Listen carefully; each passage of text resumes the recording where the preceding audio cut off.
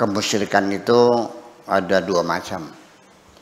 Ada kemusyrikan disebut dengan asyirkul jali, kemusyrikan yang jelas, seperti menyembah berhala atau menggoyang-goyang nisan kuburan, ya kan? Atau juga membungkus-bungkus pohon dengan kain putih, ya kan? Memuja-muja batu dan sebagainya, menyembah jin dan sebagainya. Itu kemusyrikan yang asyirkul jali, kemusyrikan yang jelas. Sebodoh-bodohnya orang paham itu musyrik. Tetapi ada satu lagi jenis kemusyrikan khafi, asyirkul khafi, kemusyrikan yang tersembunyi, yaitu kitanya sendiri tidak sadar terjebak dalam kemusyrikan, yaitu bahkan lebih dari sekedar musyrik, mengangkat diri kita sebagai Tuhan. Kita tidak sadar dalam kehidupan sehari-hari karena jabatan kita terlalu tinggi, karena kekayaan kita berlimpah ruah dan sebagainya. Itu kita tidak sadar memposisikan diri kita sebagai Tuhan. Taunya dari mana? Saya tahu dari ucapannya sendiri.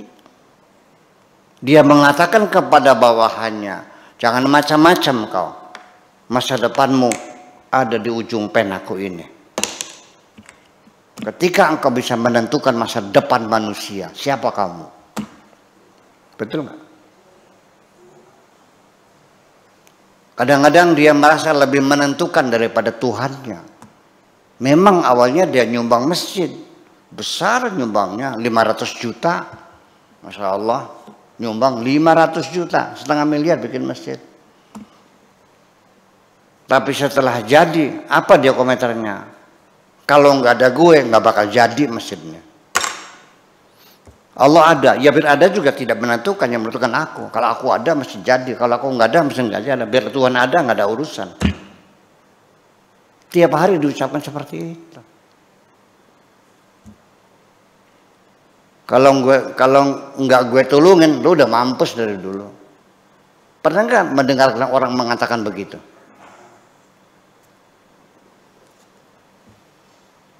Iya kan?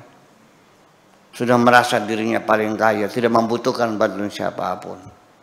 Ya, sombongnya sudah sampai ubun-ubun. Dia sudah memposisikan dirinya sudah sebagai Tuhan. Saya mau cerita kemusyrikan yang khafi. Ketika saya menjalani tradisi saya, bulan Dzulqa'dah sampai 10 Dzulhijjah kita bertapa di hutan.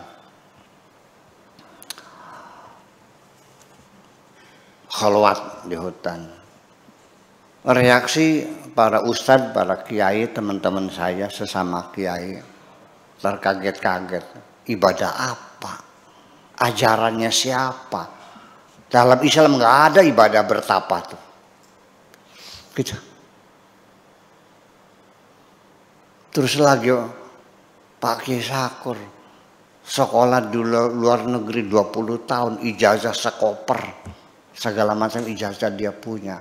Ngapain di hutan-hutan? Tinggal usaha saja atau kerja dimanapun dia bisa menghasilkan uang banyak kok. Ngapain harus ke hutan-hutan? Itu komentarnya. Iya. Ngapain? Apa yang akan diperoleh bertapa di hutan? Usaha saja yang banyak, usaha yang rajin, bekerja apa saja, dapatkan uang yang banyak. Kalau sudah uangnya banyak mah apa saja bisa kok. Daripada puasa-puasa cari kesaktian, bisa ngilang, bisa selulup di air gitu, bisa mendem di dalam tanah gitu. Saya menjadi terkejut ketika banyak para kiai, para ustadz mengatakan kalau uang saya banyak, apa saja saya bisa melakukannya. Kenapa saya terkejut?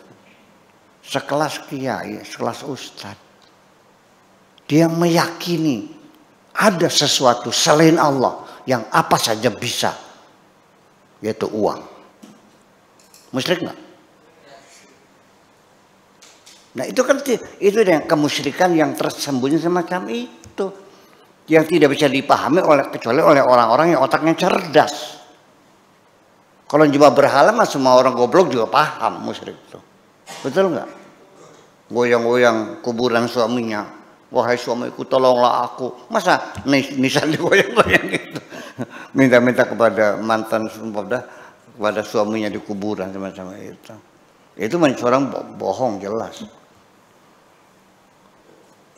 Jimat, apa itu musyrik itu jimat, masa ada menentukan? Ya Allah ya Rabbi, jimat, wafak Ghazali, ya Musallas, apa Imam Ghazali, itu musyrik, meyakini ada kekuatan selain Tuhan.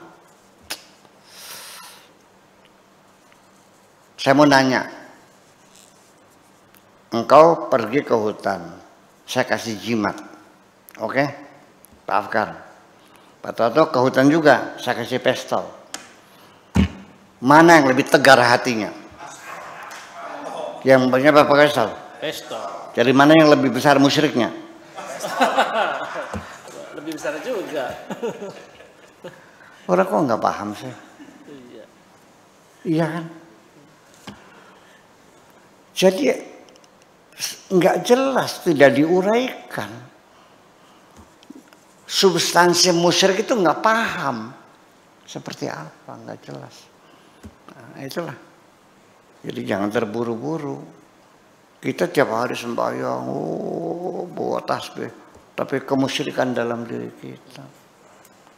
Sampai-sampai mengatakan, ikut saya, biar nanti di surganya bersama-sama. Sinting.